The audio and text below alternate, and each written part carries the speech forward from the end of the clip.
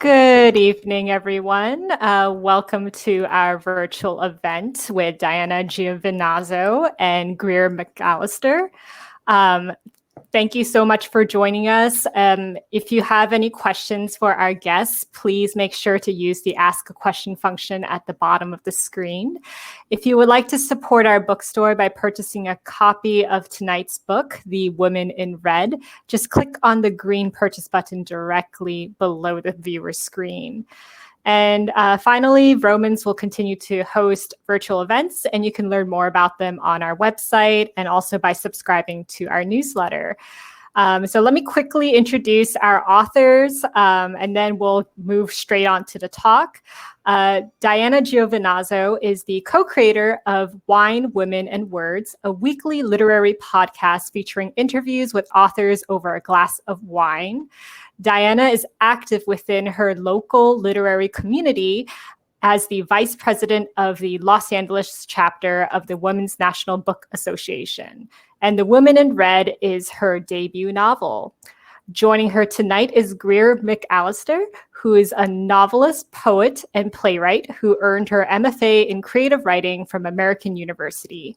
She is the author of The Magician's Lie, Girl in Disguise, and Women 99. Her next book, The Arctic Fury, is forthcoming from Source Books in December 2020.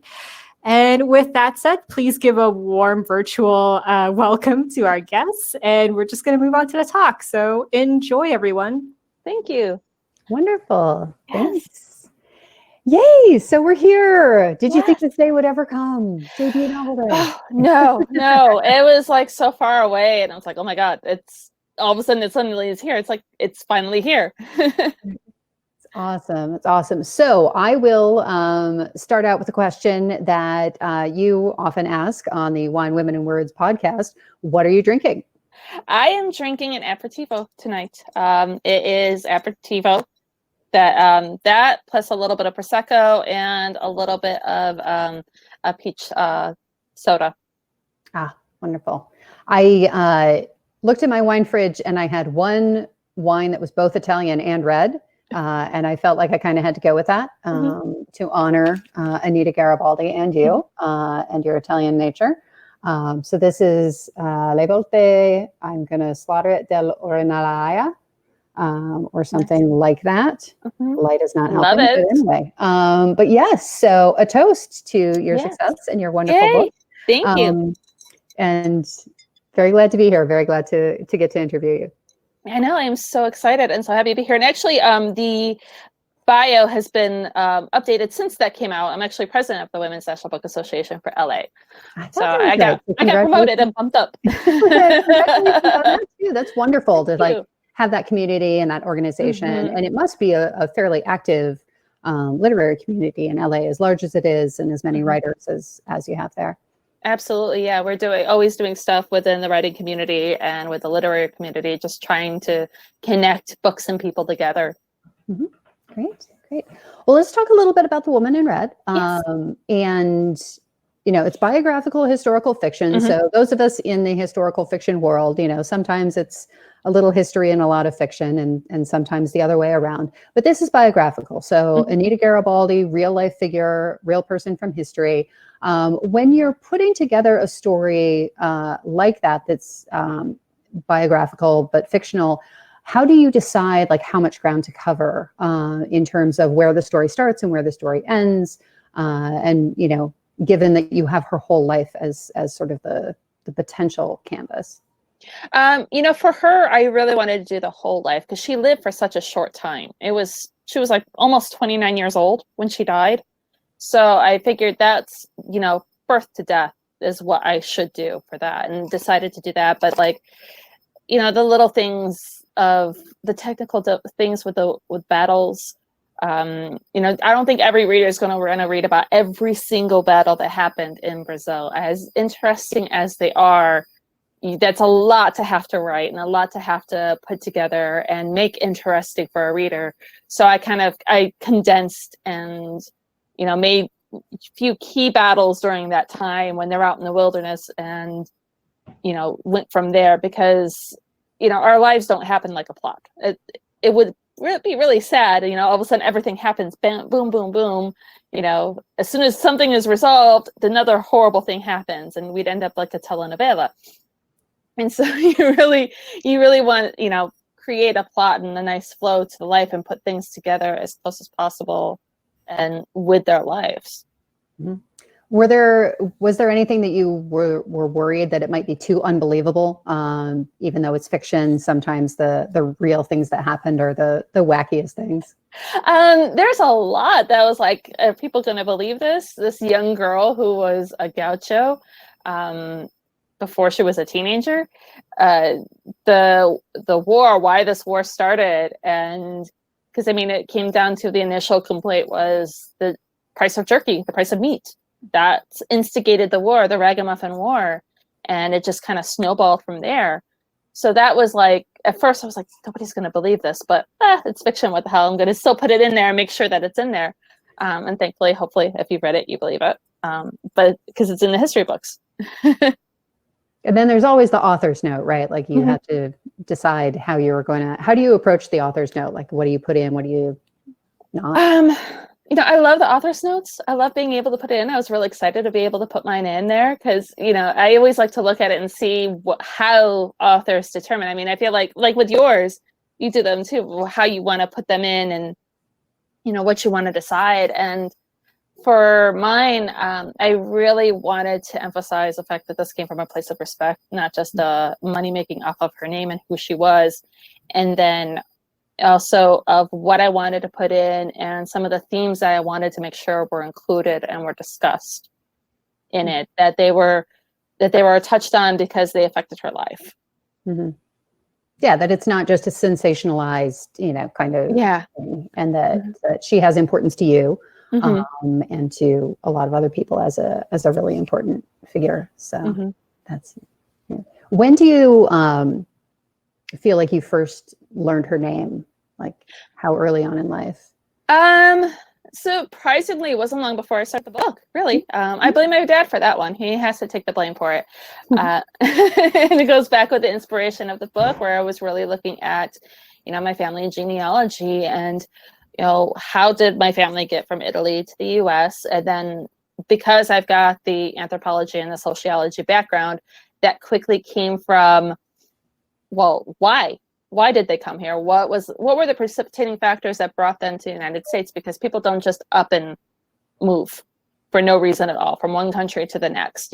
You're not like, okay, I feel like moving to America today, just out of the blue. That doesn't happen. And so it led to, you know, discussions with my father about Italian history, some of the other Italian history and unification. And he was like, you know, you should really look into the Garibaldi and this woman named Anita Garibaldi. And I was like, really?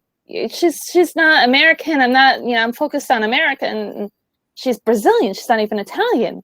And he was like, no, look into it. You've got to look into her. And I was like, okay. And I picked up the biography of her and just fell in love with her story.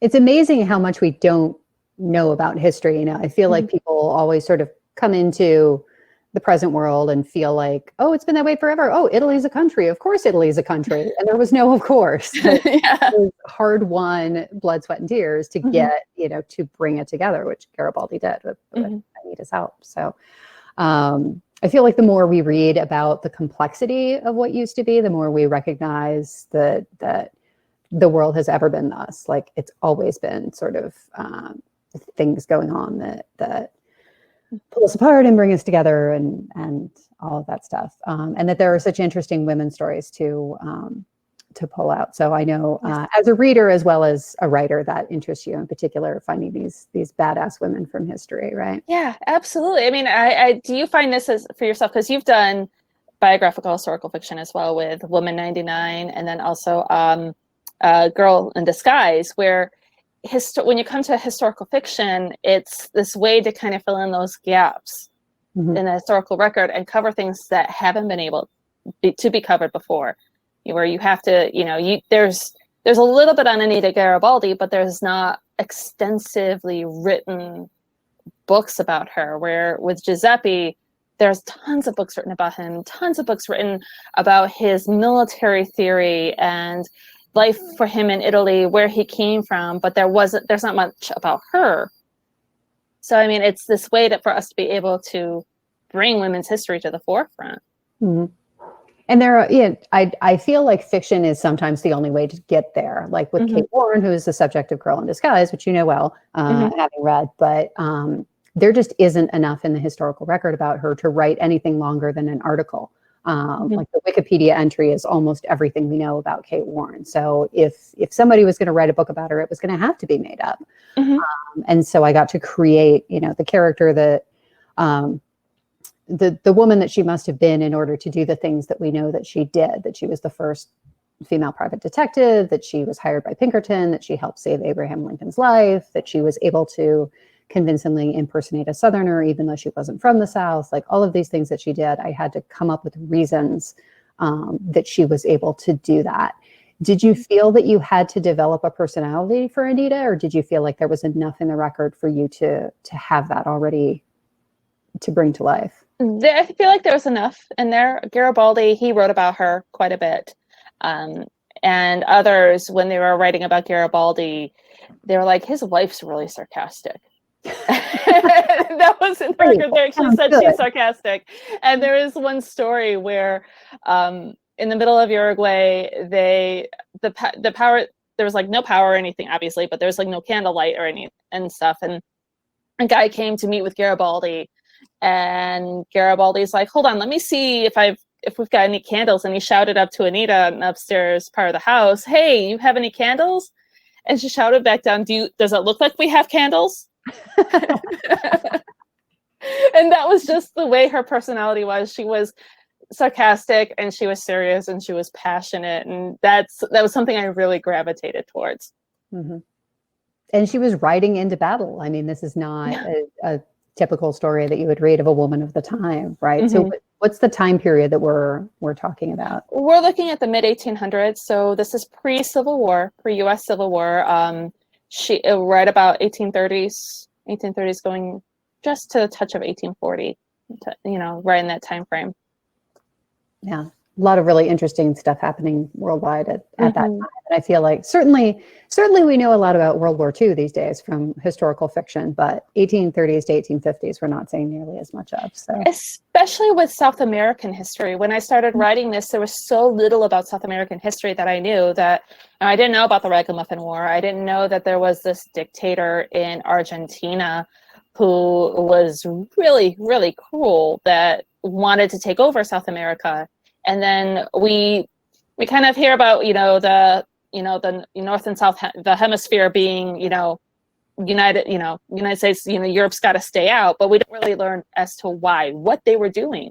And the French and the English were coming in there, and they were messing with the affairs of state within these countries there. They were really getting involved, and they were creating a lot of chaos and conflict like they had in Europe, and we couldn't have that. And so it's just so much history that's there that we just don't really know. Do you have sort of the classical historical novelist problem of like going deep into the research and then just getting drawn in to do more and more and more and more and not entirely knowing when to stop? I feel like that's one of our characteristics. Like you have to be that way. You have to have ended up here. Yeah. You have to have your editor have you sit down with you and be like, remember, this is fiction. Yeah. Fiction. They don't need to know every step of the battle. Like even if you concentrated to like, I can get by with 3 battles. Like I'm trying to show something different with each one. And you still like are tempted, if you have the information to show it step by step by step, you're tempted to show it step by step by step. Like, I spent time on all this stuff. Like, I know the hats, like I know the swords and the guns and yeah, exactly. My poor husband, he's like so used to me following around the house going, hey, did you hear about this really interesting fact that I learned today? This was so cool. You've got to hear about it. And he hears about it like 2 or 3 times every time something comes up. And he was like, please find somebody else to like gush over with this. Right. I can only take so much. Right. And now you have a book, so you get to go share it with like the general public. So yes. So you all get to hear about my random facts that I absolutely love. Excellent. They're good facts. So let's talk about your journey on this book, because it always, like, nothing in publishing ever moves quickly. Like, I always tell people that if you're into instant gratification, publishing is not the career for you. But I still feel like once, sort of you got your agent, things moved relatively quickly. Yes. To a sale and then to the book. And you mentioned when we talked earlier about why the book is out literally right now. So do you want to talk a little bit about that process? Sure. Yeah. I mean, the process leading up to it, the writing process was long. I think there was a learning curve for me because obviously my first ever novel, I don't have an English writer's background or, English degree or anything like that. And so I had this learning curve and I was working full time. So it was about 4 years from start to offer to write the book, 3 years to actually write. And then it was close to about a year for me to get an agent. And I think you and I had touched on, the struggles of that, where this is one of the reasons why I love the historical fiction community. The historical fiction authors, they're the best group to get in with and make friends with. Erin Lindsay McCabe, who's also here tonight, she was one of those ones where I talked to, and you guys were like great coaches for that. And it was going through just, how do you find the right agent? What's that process? And it was, hitting up an agent, every 5 agents a week for a year, making sure that they were a good fit. If you got a bite, I think there was initially I got 1 bite, and then there was nothing for about 6 or 7 months altogether. And I had this rule. I was like, okay, I'm going to hit, 100 agents. If 100 agents tell me no, then this is when I need to start looking at other means of getting this published. And my agent was 88. Oh, wow. And yeah, and it was so funny because I remember just before I got my agent, another agent had asked for a full manuscript. And Erin and I have been talking where I was like, yeah, this is the one. This is so exciting. I'm so excited. This is going to happen. And then a week later, they turned me down. And I was just devastated. I was like, this is just the worst thing in the world. And that night, I grabbed a bottle of wine and a crazy straw, completely skipped the glass. Nights like that, you do not need the glass. And I was like, I'm going to hit 3 more agents, just 3 agents. And then I'm done for the night. And in a week, I'll come back and I'll pick up more agents. And my agent was from one of those 3. And that's, that hard work getting that agent. And then from that point, I was unusual because it moved really fast. I got her in January of 2019. And then by the end of February, I had an offer from Grand Central. And they preempted and picked me up, and then it just went from there. And yeah, we pushed for August 4th to be my release date because that's the anniversary of Anita's death. Mm-hmm. So the August 4th was very important. And here we are. Yeah. Yes, and here we are. Yeah, I feel like, there's some people who get the instant, they write it, they send it to an agent, that agent sends it to an editor, and it gets published. And that is a story that you hear, mm-hmm. but it is such a rare story. And mm-hmm. it is much more common for those of us who plug away and be like, okay, well, I'll send this to somebody and they don't like that, but they want to see the next thing you write. Mm-hmm. And then, it's a process. Mm-hmm. And everything feels so permanent and final. Like you said, if the dream agent turns you down, and then mm-hmm. you get your crazy straw and you're like, it's all over. I'm never going to win. And then you just keep going. It was a really, really emotional year. The ups and downs of it all was very emotional. And it was oh my God, this is never going to happen. I should just look at it now. And then it was but I made this promise and this goal. I set this goal, 100 agents. I'm not at the 100 agents. And, you take the time to research and you look at it before you get to that 100 agent, and then you consider it, but you just got to keep working at it. And I feel like that's also one of this process is what separates, I think, the wheat from the chaff. I think mm-hmm. it also it's that one extra step, putting that book out for people to see, so that it's gone through this process, mm-hmm. that it's made it such a good book. Yeah. I mean, talent is undeniably important in mm-hmm. getting published and being a ongoing writer, but it is certainly not the only thing. And perseverance, I think, is at least as important, possibly not more so. Like if you don't have it in you to just keep going, then you're sort of shutting off that, that channel of getting published. So like I said, some people have it, get it quicker, and a lot of us don't. So thank you for sticking with it, because now we have the book, which is wonderful. It is a wonderful book. For anybody who hasn't purchased it yet, I can see it right here. I don't know if everybody else. Yeah, please do go ahead and purchase. So, especially since Vroman's has been so nice to host us tonight. Yes, and they're such a great bookstore, and it's an independent bookstore, so we got to support our independent bookstores. Yes, we do. Yes, we do. Absolutely. Do you want to talk a little bit about Wine, Women, and Words, your podcast, and how that sort of has, if it has, helped you grow as a writer? Sure. Yeah. So the podcast started with Michelle, my friend, who's here tonight as well. Hey, Michelle. We started. We bonded over books. We were supposed to be working, and we just read the whole time. And we'd trade books back and forth over our cubicle, and we'd have these nights where we'd hang out and just talk books. And the podcast started in 2016, and we were like, well, she was like, we're going to do this thing. I have no clue how to do it, and neither did I. And she was like, we're going to try it out. We're going to do it, and this is what we're going to call it. And I was like, well, okay. We're going along with it, because the best of friends, and we're like, hey, this is happening. You're coming along with it, and you just go with the ride. And 4 years later, here we are every week, a different author. And having the authors on every week, I feel like has really helped us both, because we're both writers. It's helped us grow, because various points in the writing process, you can tell historically when you're reading, when you're listening to us, where we're at in our writing, because we want to know where that author is at in the writing. Like if we're writing something that's like multiple perspectives, we're really digging into how the author did that. What was their train of thought for that? What about the research angles? What about this stuff? When we have the fantasy authors on the show, I let Michelle just take it away, because she wants to know all these things about the fantasy authors, because she writes fantasy. And so it felt like we had different tutors on every week to really help us as writers, because that's the best way to learn to write, is by reading and even talking with authors. That's how you really can grasp and get into it. And that it really helped. I don't think I would have gotten as far as I did, I think, without the podcast. That's great. That's great.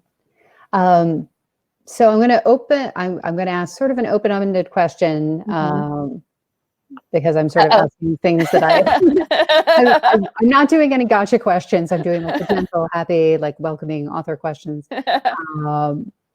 But can you tell me either your favorite part of the writing process, your least favorite part of the writing process, or both? Your choice. I love editing. I didn't expect to love editing as much as I do. I really love the editing process.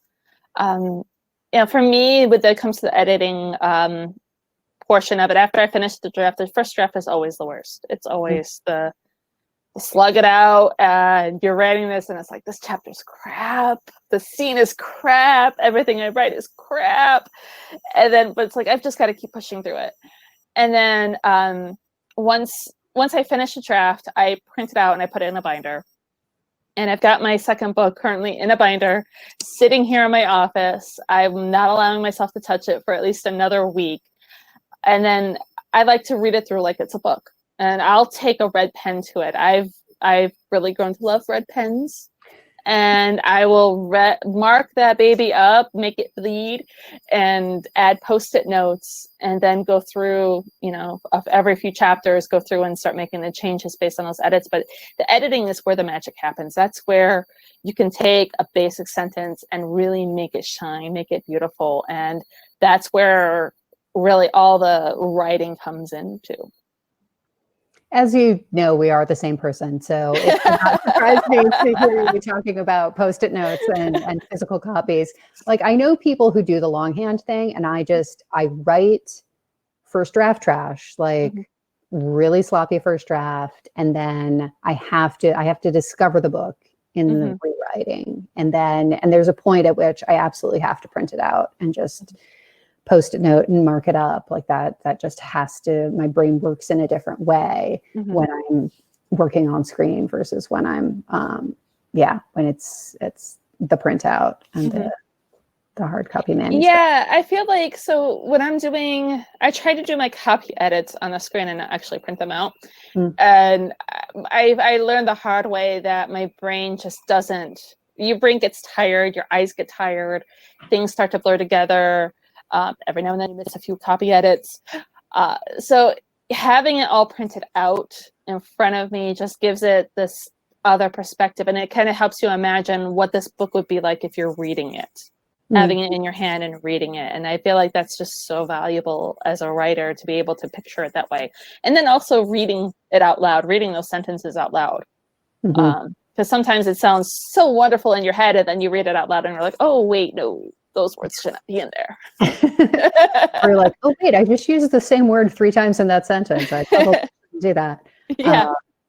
Although my copy editor picked up one of those in the last go round on the last book that I had. It's really interesting. Copy edits are so interesting for me because I'm like, oh, this is a fairly clean, book. It doesn't have a lot of typos or whatever. But the amount of stuff that the copy editor finds, and the commas that shouldn't be there, or the commas that aren't there that should be there. Was that your experience with copy edits too? Yes. What is all this?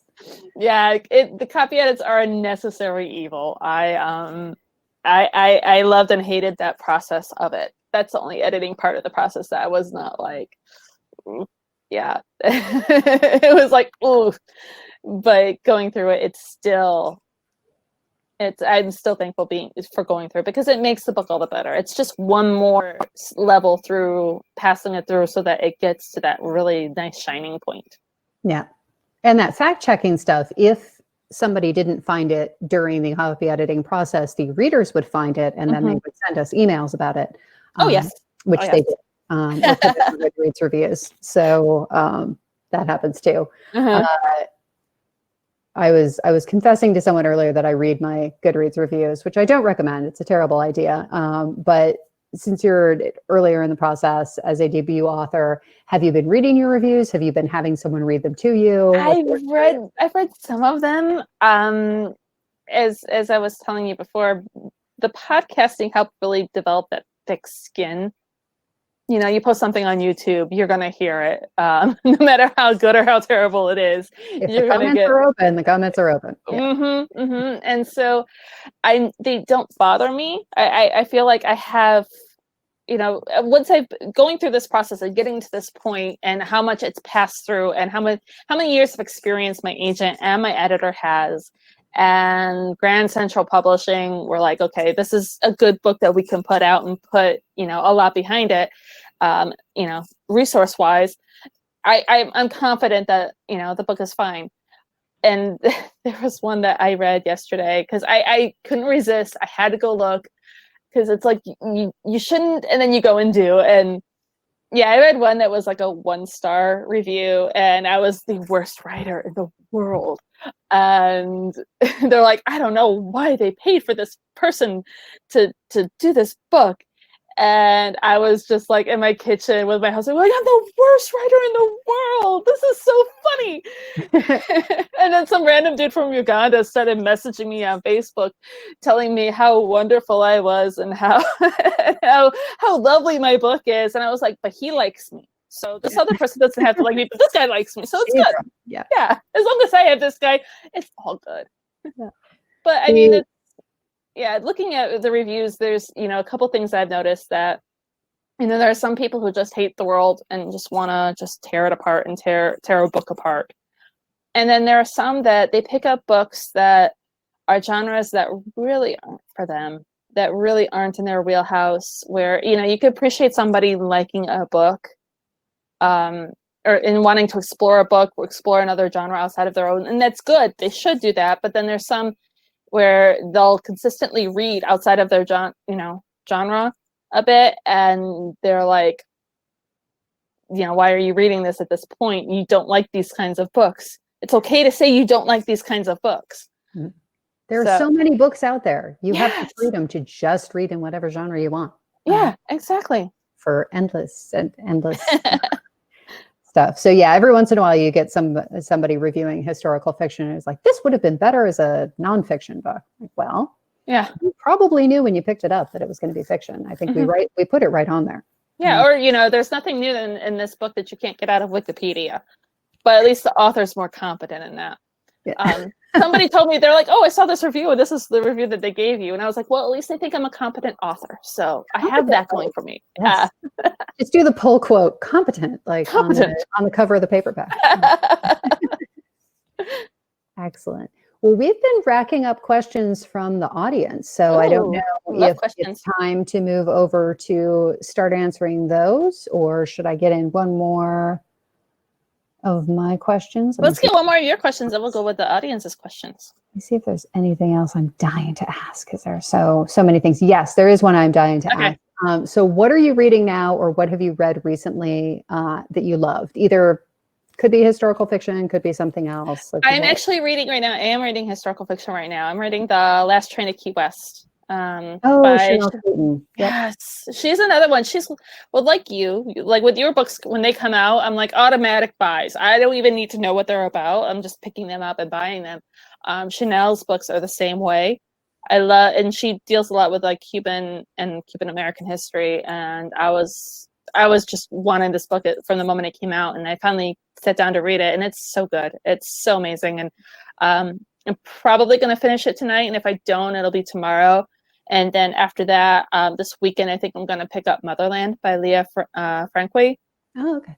I love her book. She did her debut was America for Beginners, and it was just so beautifully done. And so I'm looking really forward to Motherland. Good. Excellent. All right. Well, let me see if let's just open up the questions here, and they're upvoting too. So the people, this is what the people want to know, Diana. Yay. What was the biggest challenge in publishing your debut book?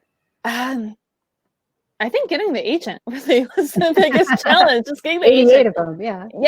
Yeah. I mean, just going from having so many people go, yeah, we like it, but it's not for me. When I got responses, that was what I would get, and it was so frustrating. But yeah, outside of that, it was just a really smooth and easy process. Grand Central has been really good to me. So yeah, getting the agent, just getting to that point where I can get my foot in the door, that was the hard part. That was the hardest part. It's so brutal because they're saying like, I like it, but I don't love it. And you're like, yeah, but tell me what to fix. Like, yes. How can I make you love it or just love it more? Like, why couldn't you love it more? Like, here's the problem here. But it really is like, they're not going to take on something that they don't love because it's so hard to push the stuff through. And you need an agent. Yeah. And you need an agent who's going to love the book. You need them to love the book, because there comes a point when you're writing this book, and especially for me, where I had, when my agent came along, I was at the verge of going, I don't love this book. It's like looking at your child going, I like you, but I can't love you. I don't love you. And having that, you get to that point at various times where you're working on it, and you have to have those people behind you championing the book. You have to have an agent who can champion you like that, who can take on the mantle of loving the book for you, because they also have to sell the book. They have to love the book enough to be able to sell the book. And so you really, really have to feel that. Yeah. Because we have to get them to love it. They have to get editors to love it. Editors have to get the acquisitions committee to love it. They have to get the sales team to love it. Like everybody. Because in the normal process, like for you, how long did it take when you got your first book for them to actually sell, from going from your agent to the publishing? Was it quick, or was it? Gosh, no, I don't think it was. I think The Magician's Lie actually went through a number of editors who were like, like it but don't love it, or we actually had a lot of editors who said, yeah, I like The Magician's Lie, but it has the past time frame and the present of the story time frame in 1905. They're like, I don't like that it goes back and forth. I think you should just do one or the other. And I was like, but that's not the book. The book goes back and forth.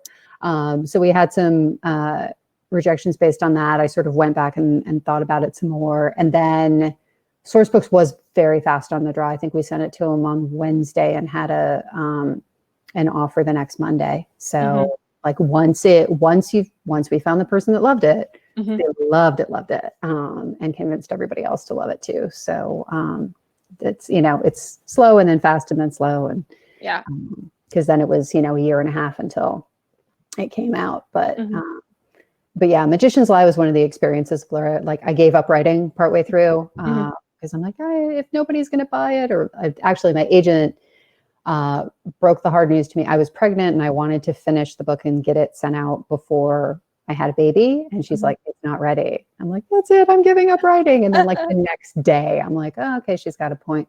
So it's all cycles and cycles. Okay, here's an interesting question. So do you have thoughts about why historical fiction as a genre seems to resonate more with women than with men? That's a good question. I definitely have some thoughts on that, but you can go first. I feel like one of the reasons why it's resonating with women so much is because these are stories that we don't learn about in school. I never learned about Anita Garibaldi. I never learned about Kate Warren. So we don't learn about it. It's the men that, men bashing or anything, but it's the men that's told in the history records. They're the ones who are in power. They're the ones leading the countries, doing all this stuff, and they're the ones who get written into the history. So we're always learning about them. And these stories of these women that are kind of hidden, those are the ones that really start to resonate with us. And I think that's why they resonate with us, because they haven't been told. And there's so much that we can connect with as women. There's so much with Anita's story, with her being a military wife, being a mother, and being passionate about something that I feel like people can connect to. And I think there are, within historical fiction is a really big tent, right? Like it's just everything set in the past. Yeah. So I think there are actually sections of historical fiction that resonate hugely with men, like Ken Follett's books, like the Master and Commander books. Patrick, whose last name I will not be able to remember right now, but there are certainly within the historical fiction genre, like stuff that is more traditionally male, which doesn't mean that women can't read that and that men can't read. I've gotten some lovely fan mail from guys reading, particularly Girl in Disguise, I think, because it's sort of detective is a masculine profession, or more traditionally masculine. And so they're like, hey, this is cool. Like, this is the same sort of stuff I'm interested in, but she's doing it. That's great. So it's interesting. I mean, reading in a lot of ways, you tend to see patterns in gender and genre, but it doesn't have to be that way. And I think all of us write hoping that everyone will read it, which is not something you can say in a query letter, like this book is for everyone, because they want a little bit more specific, audience than that. But yeah, I think, like you said, Diana, the stories that have been getting more press and more readership lately in historical fiction has been this trend that I hope never ends of elevating these women's stories and taking it into historical fiction, because either there isn't as much in the historical record, or we haven't learned it in the history books, but it is a really important and interesting part of history. So I think, as long as there's people to read it, there will be those of us who absolutely love writing it. Oh, yes. Good. All right. Let me find something else to answer. What makes you want to write about historical figures rather than fictional characters? Their stories fascinate me. And for me, it's not just historical people. I'm focusing more into Italian history. I suppose this is a good time to talk about a little bit about the second book. The second book is going to be about Maria Carolina Charlotte. She is the queen of the Two Sicilies, which is, they covered from roughly Naples down to the island of Sicily. And she was also the sister of Marie Antoinette. And I feel like getting into their heads is just fascinating. There's that psychology aspect of it, of why did they think this way? Why did they make the choices that they made? And that really that really interests me. That really, gets me to want to write more about them and try to tell their stories from their perspective. Mhm. Now, that is to say that, there are possibly, books planned that have fictional characters in them set about actual history. But, that's really what I really love doing, focusing on women specifically in Italian history. Mhm. And I usually mine sort of vary, but I use history as a jumping off point, right? Mhm. So the Arctic Fury is about an all-female expedition to the Arctic that there never was. Like there never was actually there was an all-female Arctic expedition, but it was like in the 90s or something. It's in the 1990s and not in the 1850s. So, but I sort of took from this period of Arctic exploration and the character of Lady Franklin, who was a real person that was willing to try anything and everything to send all these expeditions to the Arctic to look for her lost husband. And I'm like, it's not out of the realm of possibility that she would have been like, you know what, I'm sick of all these guys not finding my husband. I'm going to see if some women can find my husband. And she was one of those figures from that, 1840s time period who was, sailing down the Nile and like climbing mountains and like living in Malta while her husband was on mission and like all of these different things that we sort of, we were taught that women of the Victorian era knew their place and stayed colored within the lines. And some of them did, but boy, some of them really didn't. So I love to. Yeah, there's a lot of adventure, it seems like, that happened during that time period. And for women in that time period where, they weren't going to go by these, trappings of, you're not supposed to do these things because you're too fragile. And they're like, well, let me show you. And am I? Don't think so. See about that. Yes. Good. So does the one about Charlotte have a name yet? Yes, it does. It's called I Am Charlotte. Oh, excellent. Yes. Good. And I think you said 2022 is when we should expect. Spring of 2022. Excellent. All right. Good. This is a great question. Was Woman in Red always the title of your book, or were there any alternative titles during drafting? Titles are such a rich territory. Yeah, I've learned that so often that titles get changed. And it's weird for me. So far, the titles I've chosen are the titles that are staying with it. So far, I Am Charlotte is a title that it's going to be, unless they decide for something else. But the Woman in Red was the one that they decided to stay with this. It was a title I chose, and they're like, this works. And it speaks to, multiple things, because she, the Woman in Red, you kind of get this image of this, stark woman, but there's also the Garibaldi, and his forces were known as the Red Shirts. And so she was fighting along with him. And so she was this red shirt that nobody ever talks about and nobody really knows. So it kind of, pulls into that double meaning in there. None of my books have ever kept their titles, but that's okay. I know I'm this rare bird. Yes. You get the salespeople involved. They're like, okay, this is what's going to sell. Yeah. Do you want to talk a little bit about the cover too? Because I feel like titles and covers go together. Yes, this cover, as you can see behind me, is amazing. It's so gorgeous. The art department at Grand Central, we didn't make any changes to it. Usually they give you like you get to have feedback and say what you like and what you don't like. And it was funny. I was driving into work and I stopped at Starbucks and my phone was blowing up.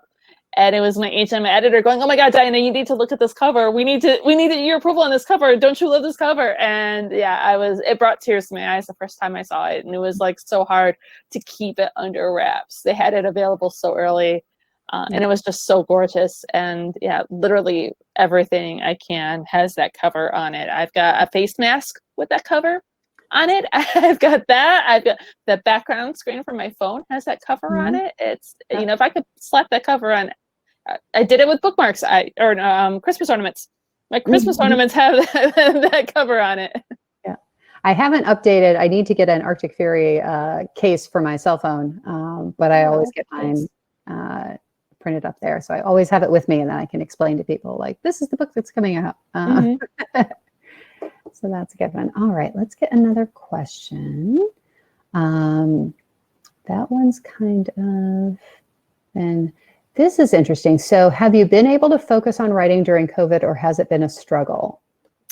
Weirdly, I've been able to focus on it. It's been escapism for me, where I can kind of, this is my office, and so this is the room I can kind of go into, close the door, put on music, and just not pay attention to the news and everything going on around me, and write. And I don't know, it's really, I think I got I Am Charlotte done faster because of the quarantine.